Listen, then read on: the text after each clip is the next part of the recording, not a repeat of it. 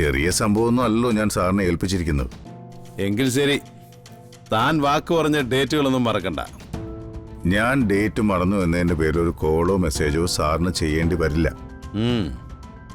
ഇത് ചന്ദ്രശേഖരന്റെ വാക്കാ. അമ്മയ്ക്ക് എന്തോ പറ്റുന്ന പോലെ. അതെപ്പോഴും ഉള്ളതല്ലേ. അമ്മയെക്കുറിച്ച് ആലോചിക്കാതെ തനിക്ക് കിടന്നുറങ്ങാൻ പറ്റില്ല. എത്ര തിരക്കിലായാലും എത്ര ബഹളത്തിലായാലും അമ്മ എന്ന ചിന്ത തന്റെ മനസ്സിൽ തന്നെ ഉണ്ടാവും. അതല്ല വരും, ശരിക്കും അമ്മയുടെ ഒരു ഞെരുക്കം പോലെ എനിക്ക് കേൾക്കാം. അമ്മയ്ക്ക് എന്തോ നന്നായി വേദനിക്കുന്നുണ്ട്. ഉണ്ടാവില്ലേ? ചേർത്ത് പിടിച്ചിരുന്ന മോൾ അകലത്തേക്ക് പോയാൽ പിന്നെ അമ്മ വേദനിക്കില്ലേ? പക്ഷെ ഇപ്പൊ അമ്മ ഉറങ്ങിയിട്ടുണ്ടാവും.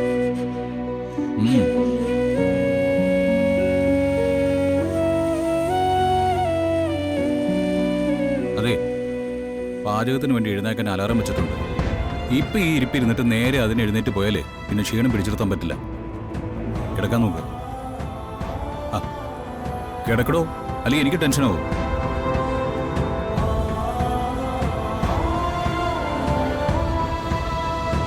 അതെ, നാളെ മുത്തശ്ശിയുടെ കൂടെ അമ്പലത്തിലേക്ക് ചെല്ലാന്ന് പറഞ്ഞിട്ടുള്ളതാ. ജോലി ഒതുക്കാതെ പോകാൻ പറ്റുമോ? അതൊന്നും കുഴപ്പമില്ല. അമ്പലത്തിൽ പോകുമ്പോ ചെയ്യാനുള്ളതൊക്കെ ഞാൻ ചെയ്തു തീർത്തോളാം. എന്നാ പിന്നെ കിടന്നുറങ്ങും.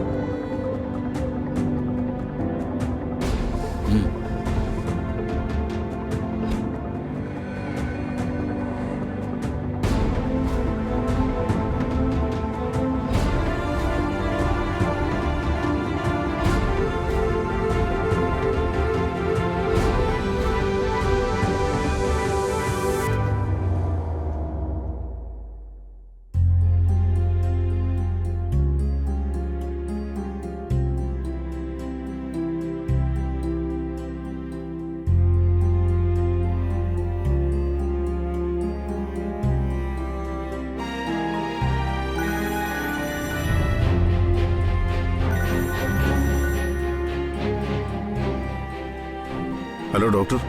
ഹലോ മിസ്റ്റർ ചന്ദ്രശേഖരൻ, താൻ ഓക്കെ ആണോ? തൽക്കാലം എനിക്കുണ്ടായിരുന്ന അസ്വസ്ഥത ഞാൻ ഡോക്ടറെ ഏൽപ്പിച്ചിട്ടുണ്ടല്ലോ.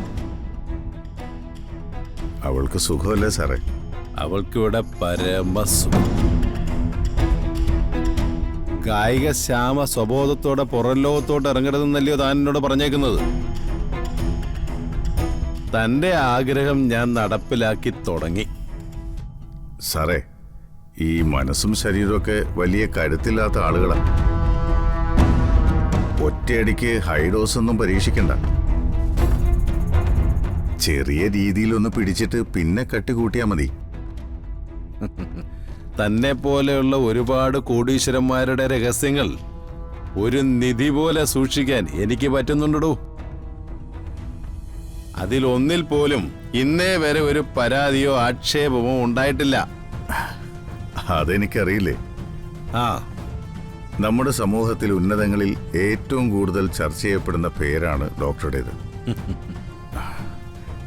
ഞങ്ങൾക്കൊക്കെ ദൈവത്തെക്കാൾ വിശ്വാസമുണ്ട് ഡോക്ടറിൽ. ആ, ശ്യാമയുടെ കാര്യം പറഞ്ഞതുപോലെ തന്നെ ചെയ്യാം. ആ കൂടൊരുത്തിയുണ്ടല്ലോ, അമൃത, അവളുടെ കാര്യത്തിൽ എന്താ തീരുമാനിച്ചിരിക്കുന്നത്? തൽക്കാലം ശ്യാമയ്ക്കൊരു പരിചാരികയെ വെക്കാന്നുള്ളത് നമുക്കൊരു ബാധ്യതയല്ല. അതുകൊണ്ട് അവള് ശ്യാമയുടെ കൂടെ നിൽക്കട്ടെ. പിന്നെ ശ്യാമയെ കൊല്ലണോ വേണ്ടയോ എന്ന് ഞാൻ തീരുമാനിച്ചിട്ടില്ല. അങ്ങനെയല്ല കൂടെയുള്ളവളുടെ കാര്യം.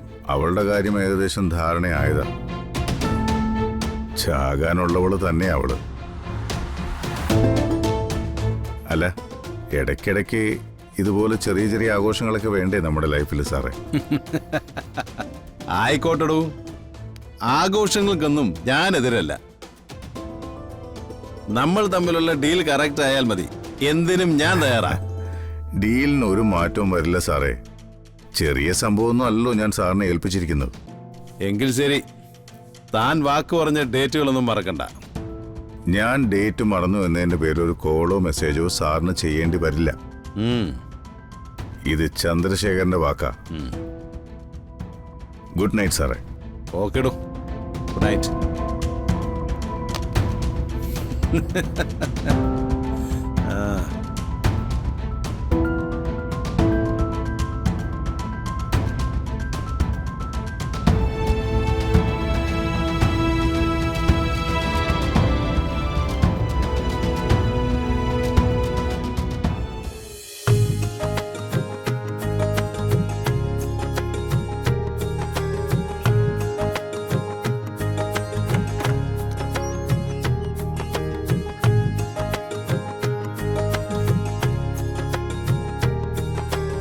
സൂര്യ സൂര്യ ഗുഡ് മോർണിംഗ്. Good morning. ദാ ഈ ശീലമൊന്നും മുമ്പ് ഇല്ലാതാണല്ലോ. ഇന്നലെ എന്താ പറഞ്ഞത്? എല്ലാ ശീലങ്ങളും മാറ്റാൻ പോവാണെന്നല്ലേ? ഇനിയേ പുതിയ പുതിയ ശീലങ്ങൾ വരും. വരണ്ടേ? ആ പിന്നെ തീർച്ചയായിട്ടും വേണം. അപ്പോ ഇനി അങ്ങോട്ട് ടോട്ടൽ ചേഞ്ച് ആണല്ലേ?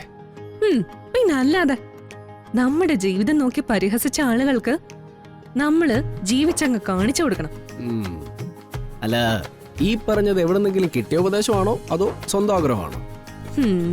ഈ പറഞ്ഞതിനെ എനിക്ക് ആരുടെ ഉപദേശം കിട്ടിയിട്ടില്ല. ഇതേ എന്റെ സ്വന്തം ഇഷ്ടത്തിന് പറഞ്ഞതാ. ആ അങ്ങനെയാണെങ്കിൽ ഇത് ഇവിടെ ഇരിക്കട്ടെ. എന്നിട്ട് എന്റെ ഇഷ്ടത്തിന് കുറച്ചു നേരം നടക്കാം. വേണ്ട വേണ്ട വേണ്ട, ഞാനേ കുളിച്ചതാ.